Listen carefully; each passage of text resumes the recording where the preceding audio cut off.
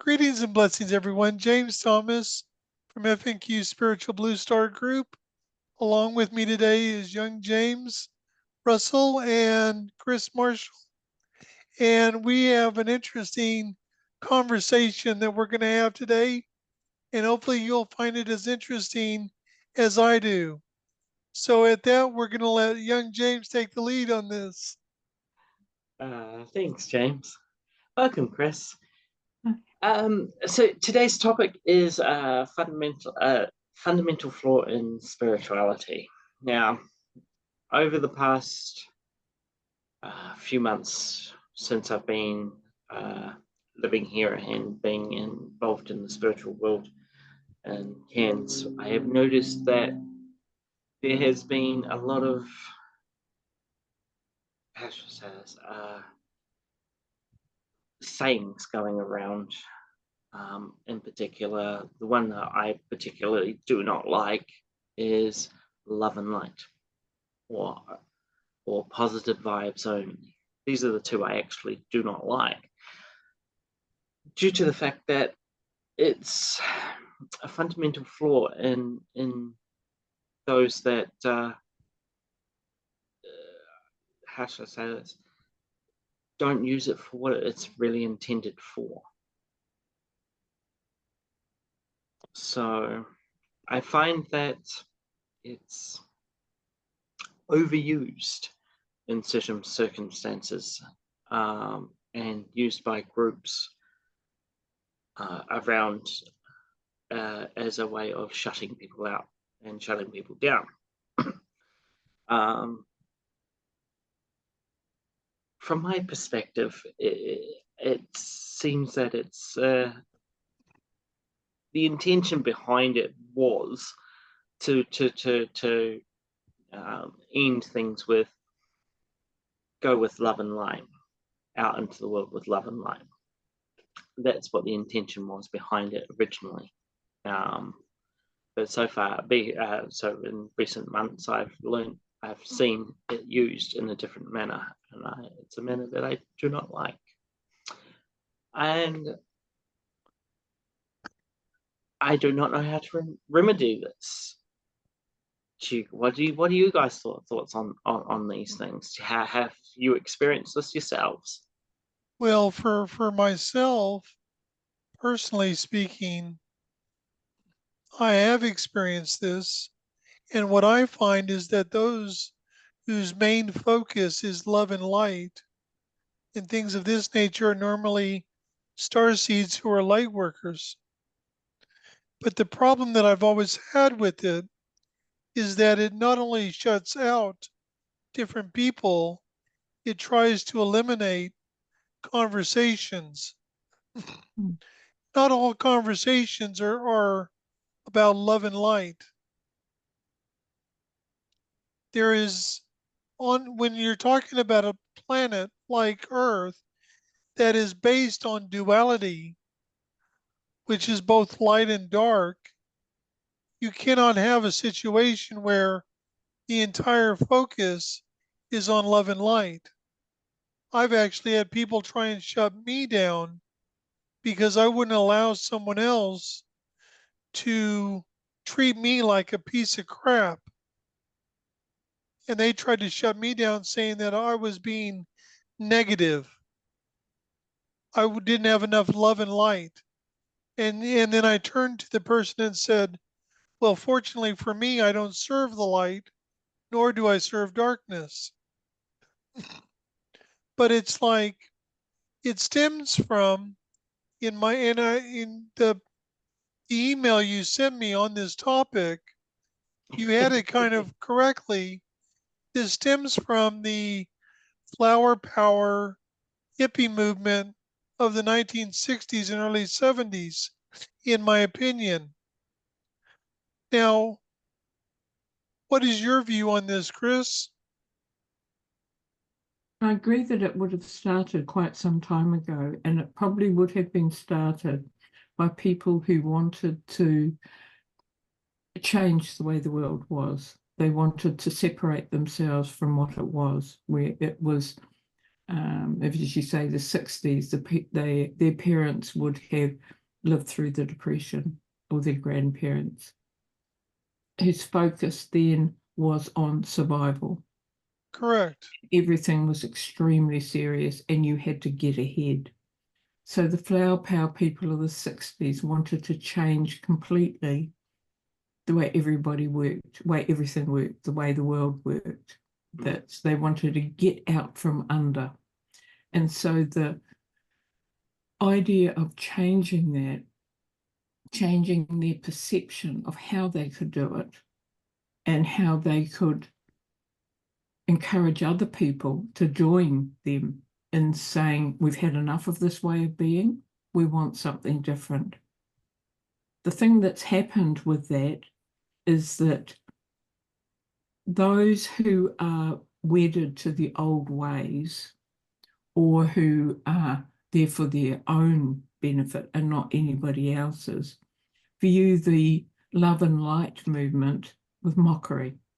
They use it sarcastically, and they do that so that they are not actually addressing the intent behind it. They're addressing the people themselves, and they're mocking them. So love and light has been a way of being, pushing back against the old, but now it's been taken over by those who are pushing it for their own means. They're using it for their I'm not thinking of the word growth, engendering a lot of energy to themselves by encouraging people to believe as they do. But that's not for the movement itself. That's not for the energy of love and light itself as a light worker. It seems more to be for their own gratification. Well, that's what it always seems to go back to.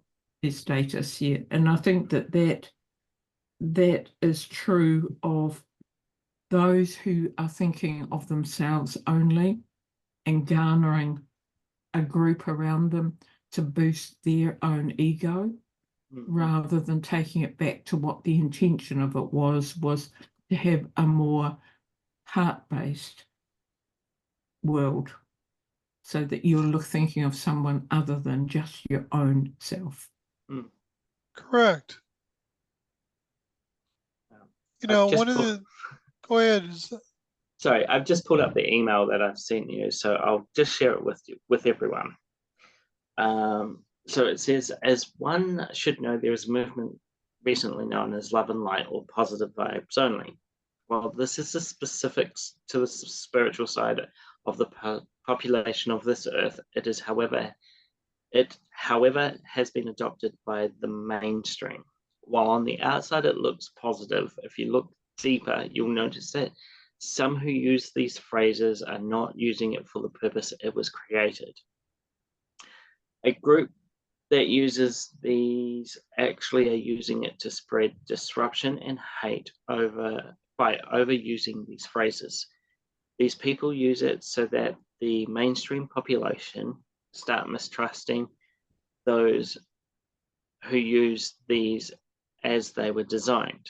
If you think about history, it started big time in this 1960s, 1970s with the flower power movement and the hippie movement.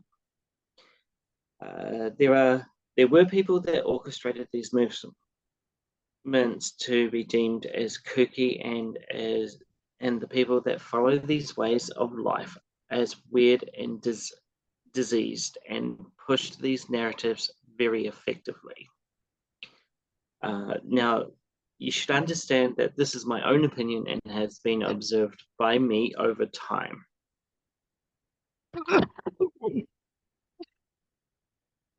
So that was the email I sent to James, and it does encapsulate that over time these have been misused by people. Well, I think part of the problem, though, is, and what I don't think may be very well aware of by a lot of people, this was actually created by the intelligence agency of the United States. They, in the 1950s, they started a program where they started experimenting on Americans for mind control. Now, this one of their main tools was a drug that was very well known and very heavily used by the what we term the hippie movement or the free love movement, which was LSD. Mm-hmm. Now, one of the main indicative events that showed that this was the case happened in 1968. In 1968 in California, Robert Kennedy, the brother of John F. Kennedy, had just won the California primary in the presidential election. And he was at a hotel at the after party, if you will, of the primary. And a gentleman by the name of Suron came in and shot and killed him. Now that's sad enough, but what makes it more outrageous is the fact that later on, Suran stated uncategorically that he had no memory whatsoever of the event. So all of a sudden, we have a situation where it's kind of like with Roswell in 1947, the UFO crash. So the CIA put out the term conspiracy theorist Mm. to downplay anyone who was looking into things they didn't want people looking into. Now, as far as star seeds go, I am not in any way suggesting that the CIA created the terminology or concept of star seeds. That goes back to Dr. Yusui, who brought forth the information on Reiki, and people like Edgar Casey that had nothing to do with the CIA or the hippie movement or anything else. In fact, the CIA wasn't actually created until after World War II. So it wasn't even created until after 1945. So at the end of the day, you're right. What's happened is people latch onto phrases, but why is that? In your opinion, young James, why do they latch on to these phrases?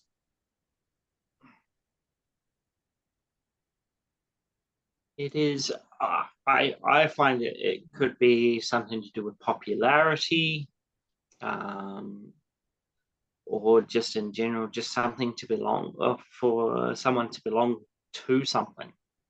They're these phrases or movements, um, gain momentum. Um, and that's I mean that's my only opinion. I wouldn't know, because for me I tend to stay away from that sort of stuff.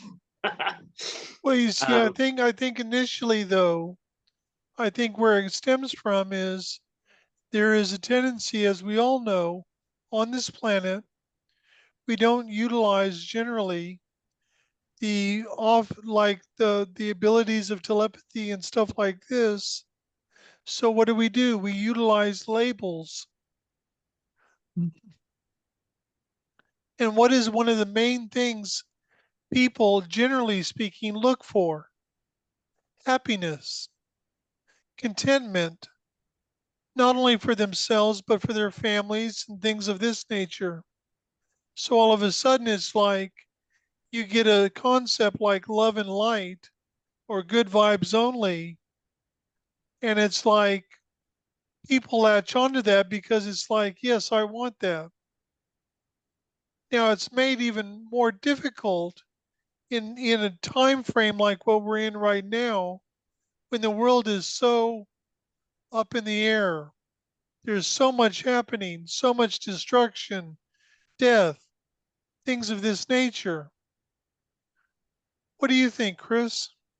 Well, just what came to mind for me was that spiritualism has always been mocked as it's outside of traditional religions, Correct. and it's because it's not available to traditional religions. Those who follow it cannot be controlled as easily. But even within the spiritualist movement, there are those who attempt to control. And the way of control is having buzzwords or certain things that if you don't understand this or if you don't do that, you're not genuine, you're not authentic, you're not part of the elite of this particular group. And so I think that the phrases love and light and good vibes only, as you said before, is a way of differentiating between everybody and a few. So again, it's another form of discrimination in a way, unless it is held to be true to each of you. So if a person holds those beliefs to be true and lives them, walks the talk, so to speak, then they are quite happy to do that. And others should be enable them to do the same as long as it's reciprocated. Because in spiritualism, there are many beliefs. There are some rigid rules for some groups, as there are for religious groups. But for a lot, it's about the connection with self and with source. But again, it's the leader of various groups who have come up with the rules. You must follow these, or you must not follow that. You must do this and you mustn't do that, which again is a method of controlling the group where only one person knows what's true. And I And think unfortunately, what they claim to be true ends up a lot of times not being true at all. yeah, yeah, It's kind of like I've never closed the door on Jehovah Witnesses and Mormons because they like to go door knocking and so on and so forth. I'm always willing to have a conversation with anyone,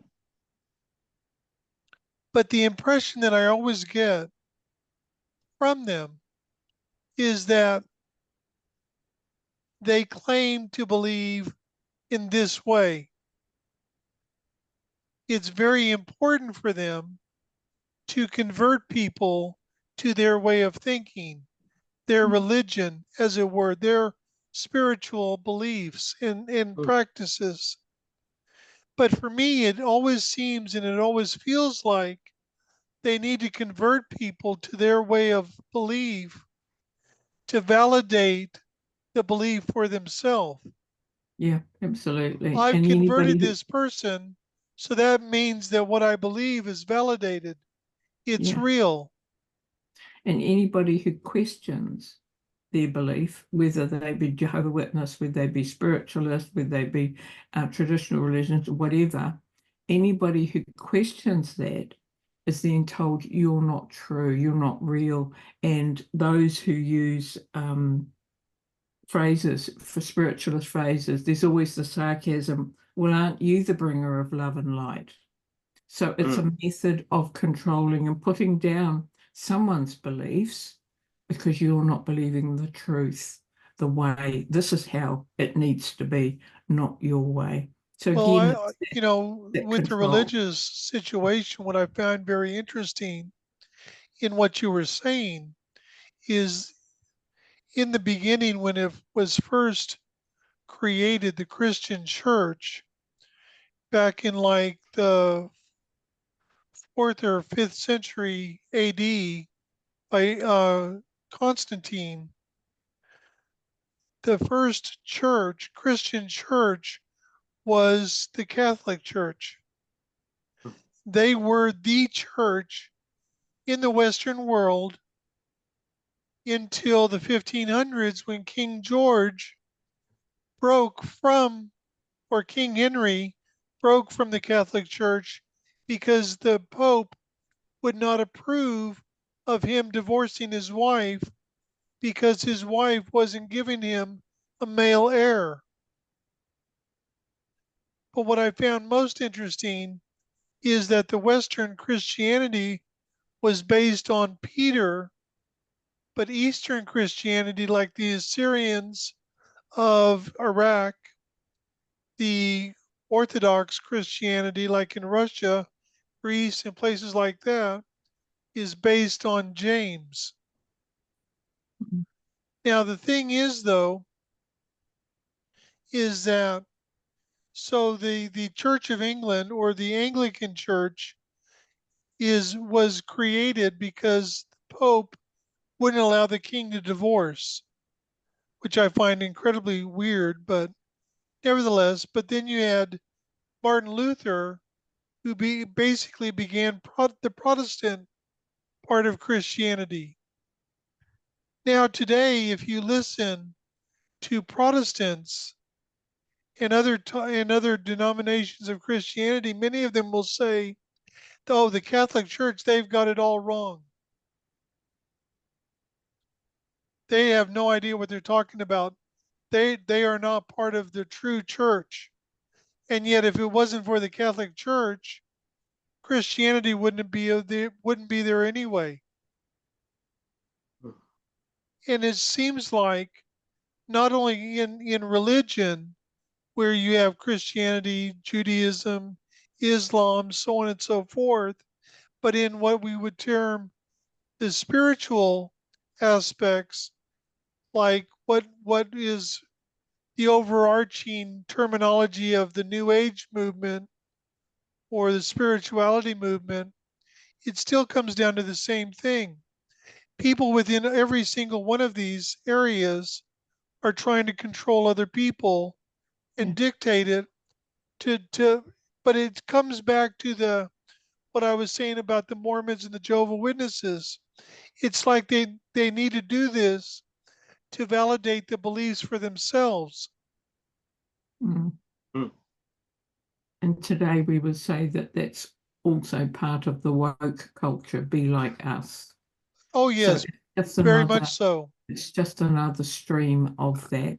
But people have always needed others with them, as you say, to validate their own belief system Yeah, and it's instead like, of instead of forging their own path with source or spirit and actually gaining strength and centeredness through that so that they actually are a more balanced person. So they're not following the dogma of somebody else that has writing the rules, that these are the rules for you to live by, so you can be like me. They're not doing exactly. that. I'm So reminded, having this conversation, I'm reminded, believe it or not, of the very first Harry Potter movie, The Philosopher's Stone. There is a point in it where Christmas comes and Harry gets his cloak of invisibility and he goes to the library looking for something. And when he leaves there, he ends up in a room with a mirror. And he stands in front of the mirror and he sees his parents with him. And he starts spending a lot of time in front of this mirror. And finally, Dumbledore comes and kind of tells him what the mirror is and everything like that. But he says a very interesting story. He says the person who looks in the mirror, who likes themselves, who is very connected within themselves, they will only see their own reflection. It's like mm, I honor and respect what anybody believes, and I don't care what they believe. My immediate family, meaning my sister and brother-in-law, their children, they are all Christians, born again Christians, and I was raised in that world as well. I have no issue with that.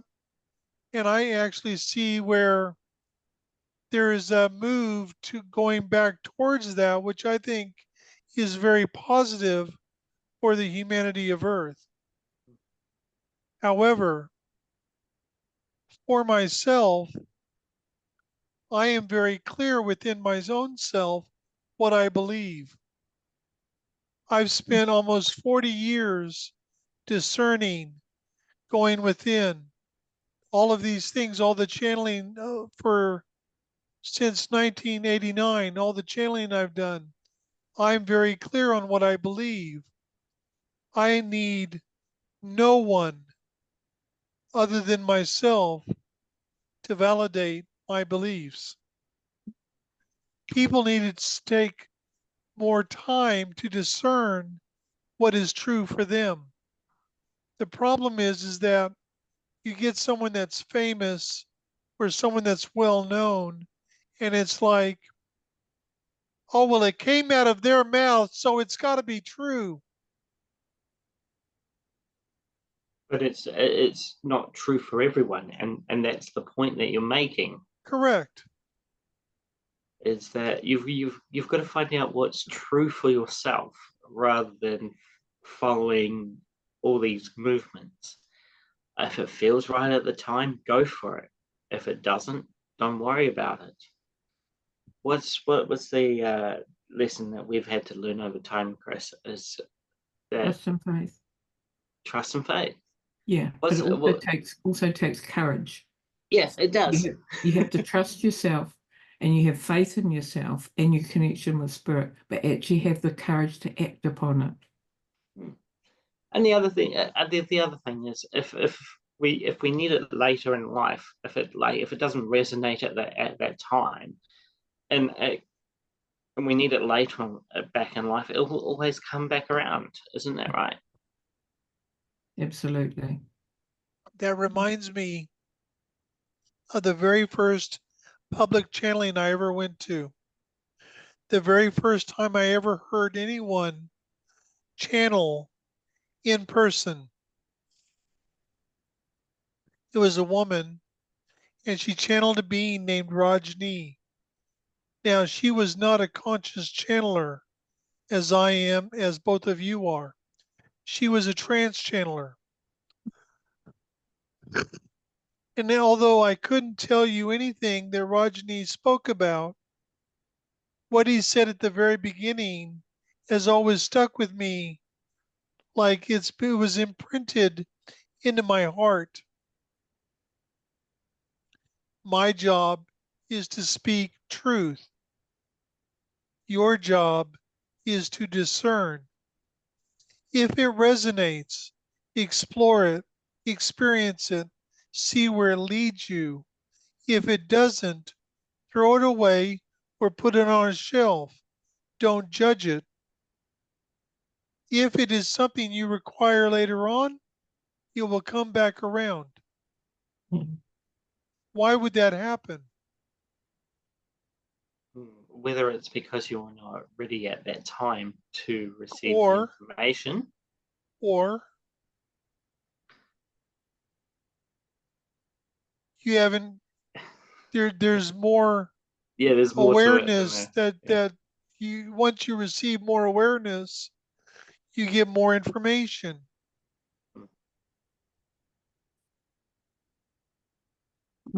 Yes, because a lot of people will, when you first start off on your journey, you will always listen to what other people say, or you'll read something and you think, oh, that that feels right, and you'll go with it. But there will always come a time when you think, actually, I no longer believe the same things they do. And so there's a parting of the ways, and you carry on further on your life down your path. But initially, people will follow others, Mm. will listen to others initially until you find the strength and the trust and the faith within yourself. Well, it's just like when I first started on this path in the mid to late 80s, the big focus was on the ascension. but it was like the focus was that star seeds were going to ascend. And then there was a book that was published in 1982 by the author known as Tuella, and it was a channeled book called Project World Evacuation, and it was from the Ashtar Command. And a lot of people grabbed onto that because I think a lot of people think, I don't like my life, I don't like how things are going, I'm not as happy as I want to be, I don't have the meaningful relationship I want. And so they look for an out. And I Mm. still see today this focus. There's a couple of them. There's a guy by the name of Sheldon Neidl that would come out with all this stuff from the Pleiadians and about first contact was going to be very soon. Been saying the exact same thing for over 20 years. Still waiting because it's like that's what people want to hear. That's what people want. They want to be alleviated from their lives, from their misery, from their problems, from their issues. And they don't realize that the only way to move through that is by embracing the most extraordinary individual in their life, which is themselves, Mm. and focusing on love of self. Mm. They instead they put the onus on other people. Well, if you did this, if you did that, then my life would be better. And the thing that always amazed me, I remember this is going to date me a little bit. When I was a little kid, one of the most famous actors was a guy named Roy Rogers. Mm. He had a horse called Trigger. His wife was called Dale Evans. And I don't know how it happened, but one day I got to meet Roy Rogers and Dale Evans at Will Rogers World Airport. And it was really cool. And they were really nice people. But it was like, I'm glad I got to meet them. But it was like, not a big deal. They're like anybody else. They put clothes on just like everybody else. They have to eat meals like everybody else. Mm. And then it's like I got a little confused as I was growing up, going, why are people so animated about actors and actresses and musicians and famous people? You know, I mean, it didn't make any sense to me, and it still doesn't. But it's all what I realized is they have this fascination, this need to be attached to them because they think, well, they've been very fortunate and lucky in their life that they're super rich and super famous. So I'm going to latch onto them and let that rub off on me Mm. because they It's think that that's what brings happiness.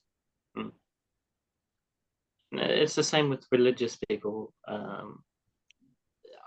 From my perspective, it's like those that,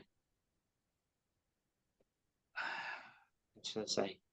I'm not going to say worship, but idolize people, put other people up on pedestals, like religious do with God, and those that follow famous people. Um, it seemed it. I mean, it's mind-boggling to me. But it's like at the end of the day, these guys are just doing what they need what they need to do to live their lives. It's like it's their job to do that. It's and then it's like for me it makes no sense why people um go along with this. It's just I for I me, I just understand. can't stand it. I understand someone who chooses to be religious Mm, because you're believing in something greater than yourself. I mhm, understand that. I appreciate that. My issue with it isn't that. no, My issue with it is believe as you wish, as what resonates within you. But the problem is that too many individuals all of a sudden go, it's kind of like this. If you don't, there are many Christians out there that actually believe this. Oh, if you don't believe that the Bible is the true word of God, you don't believe in God. mm, They actually believe that. And it's like the way I've always looked at it is according to a biblical theologian and historian, there's approximately 3,000 different Christian denominations around the planet. There are different sects of Judaism, different forms of Islam, different forms of Buddhism. Hinduism believes in a multitude of different gods and goddesses. My thinking is very simple. If Source or God wanted everyone to believe in one way, there would only be one way to believe. mm, You know, not everyone, you look at humanity, not everyone is the same. One of the best scenes I ever saw was in the movie Robin Hood, Prince of Thieves, the one where Morgan Freeman's in there. And mm, there's a scene when they're at Robin Hood's camp and they're having a massive party and everything. People are celebrating. And Morgan Freeman's character, because he's Muslim, although in the movie he's called a Moor, Moor, but because he's a Muslim, he doesn't drink or anything, and he's outside of his tent sharpening his sword and everything. And this little white girl comes up to him and she asks him, "Did God paint you?" And Morgan Freeman's character laughs a little bit and he goes, "Why, yes." Why? Because Allah, their word for God, loves infinite variety. And if you think about it, this room that I'm in is block. But imagine if you're in a room that has tiles, what do you have? You have lines. Now, if you start at the bottom of the wall on the floor and you take lines up, no matter how you go, if you continue moving forward and upward, you will hit the ceiling, but not everyone will hit it the same place. There's more than one pathway, mm, but you have to, what I think part of what we're saying in this particular episode, you don't have to be a follower to find your way. There will be those who will come into your life who will give you a piece of information or will give you a book or will guide you in a certain way, but it's not the end all to beat all. It takes you to where you're going in a roundabout way. It's kind of like this. One of the beings that I've channeled the most in this life is Sananda. mm, I have probably channeled him well over 1,000 times. In fact, I just channeled him this morning for Janice. There have been times when he's come in and said things to Janice and then later on changes what he said, like 6 months or 9 months later.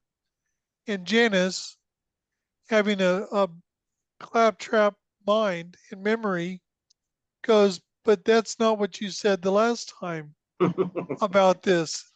And mm, Sananda's like, "I'm guiding you." mm. Mm. What you can accept today is different than what you can accept tomorrow. Mm. I've been thinking about that saying love and light, Mm, and I'm wondering if the original intent of that, if you break it down, love is for the love of self,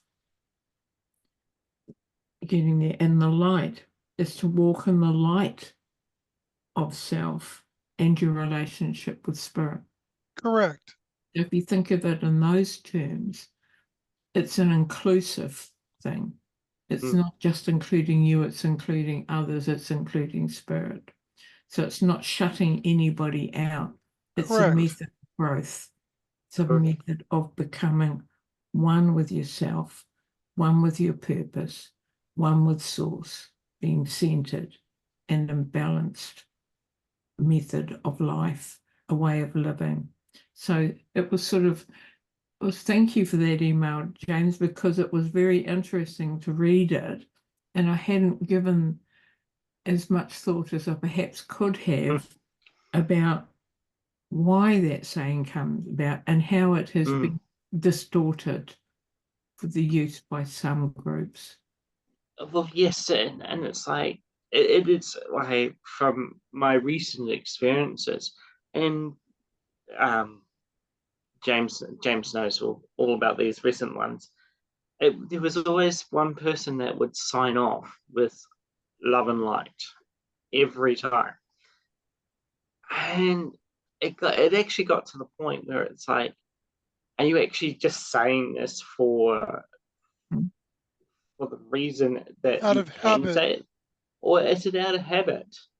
mm, And it just well, but their actions in terms of things was completely different to what they were saying. Yeah. So it had been distorted in that particular way. So it was a thing. I thought about it, and it kept popping up, um, and it has been for quite a while until recently. Actually, when I sent James that email about it, everything's now stopped. I don't see it. I don't hear it, mm, and I think it needed to be addressed as a topic because it seems that people do take things like this to the extreme, mm, Yeah, they and do. they start doing it out of habit, and it needs to be addressed that if you're going to do say these things, you need to walk the walk as well as talk the talk. mm, mm, You're not, but it's also when they use it, when they are talking to you, and it's a complete shutdown of your ideas and your opinions because they just don't want to hear it because it doesn't. I'm not saying that your ideas and that don't resonate with them. It's just they don't want to hear what you have to say because they don't think you are worth listening to. mm, No, because they have the power. Yeah, It's or at kind least of they like think they do. it's kind of like religions. Yeah. They think they have all the knowledge, they think they have all the truth. But at the end of the day, it's like one thing that I realized, and it's not just religion, this is also spiritual groups as well. What is the purpose of a church or a mosque or a temple or or anything like that? What is the purpose? For people to gather together Mm, as a community. Now, generally, if you're talking about Christianity, Islam, so on and so forth, the people who gather are the people who share a similar or the same belief, right? mm-hmm, But the thing is, the purpose of that is to give an individual the opportunity to be part of a community so that they are not feeling alone or isolated, and they have people that they can interact with, people that can assist them, that they can assist, so on and so forth. But the actual situation between the individual and God or Source, Allah, is between the person and God. It has nothing to do with the religion you belong to, because it's like, if, like I said before, if God was so animate that you believe in one way or another, he would have set it up that way. So it's like it's about an individual expression. Mm. Now I get it, and I do understand that some people, they doubt themselves a great deal, so they put the onus on other people to tell them what is true or not. But that will change the more you focus on connecting within yourself, Mm. loving yourself, trusting yourself. The more you discern, the stronger your discerning will get, if you will. Yes, and that is a key thing for anyone out there, whether you are religious, spiritual, or just anyone in between. It's like you've got to do what's right for you. If it doesn't feel right, then it's not for you. And just because Tom, Dick, or Harry believes in something, you're not required to believe in the same thing. Mm. That's exactly right. And no matter how hard somebody pushes something on you, your beliefs are your beliefs, but often give them the time to express themselves, and hear what they have to say, and then just make up your mind whether it's for you or not for you. And the other thing, and this is something that happened in relation to myself, don't get angry at someone if they share something that you don't resonate with. Mm. I actually channeled information about star seeds, Mm-hmm. and someone got very angry because they were termed a star seed. Mm-hmm. And I'm like, why get angry over that? If it doesn't resonate with you, I don't need you to believe that to validate myself Mm. or to That's exactly validate right. what I do. I've never needed that outside validation on what I believe. And that I think that just because I'm weird anyway, like that, you know. Yep. Weird, we all are. In our own ways, we're all weird. Absolutely. Isn't it fun? Oh, it's great. A little frustrating when you can't quite get your voice across, or you can't quite get somebody to understand what you're saying. And I'm not saying this as a spiritual person. This is an everyday sort of issue with me. So I can't communicate in other people's terms. It's really horrible for me. Yeah, but why do you try? Why is that so important to you? I mean, in terms of everyday situations, it's important that you to communicate things, not as normal things. Situations at work, and you're trying to explain to someone that it's not possible, or I don't work that way, or things like that. Can you not just say that's not possible? No, because then they ask for an explanation and stuff like that, and it's like trying to explain to them why, it just gets lost in translation. So That is something you I can work on. give up on it. I just give up on it. It's just like that. It's just not possible for me. So, Final thoughts, Chris. Chris. I think basically when it comes down to all these changes that are occurring, whether somebody believes in something or not, and whether you find that you do or not, the only way to go is to trust your gut. If it's something you want to go with, then go with it. If it's not, then don't, and just leave it. And if it's somebody pushing at you, either you say, I'm sorry, I respect what you believe, but this is what I believe. And if they continue, walk away. It's their problem, not yours. I agree with that. Yeah, and so do I. It's, you know, it's a situation of you believe in what you believe in. They believe in what they believe in. If they're trying hard to convert you to that, then it's not worth being in a conversation with them. Essentially,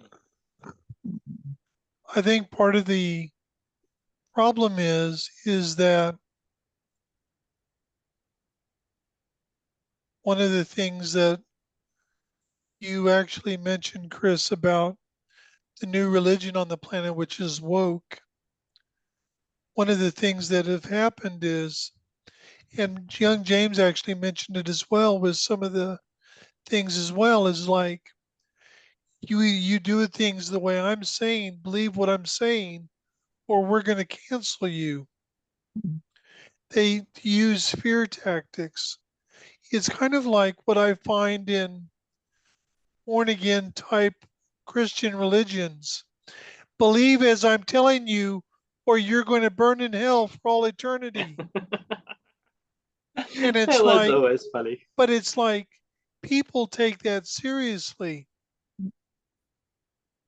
I'll give one little example. I rarely remember a dream. Rarely.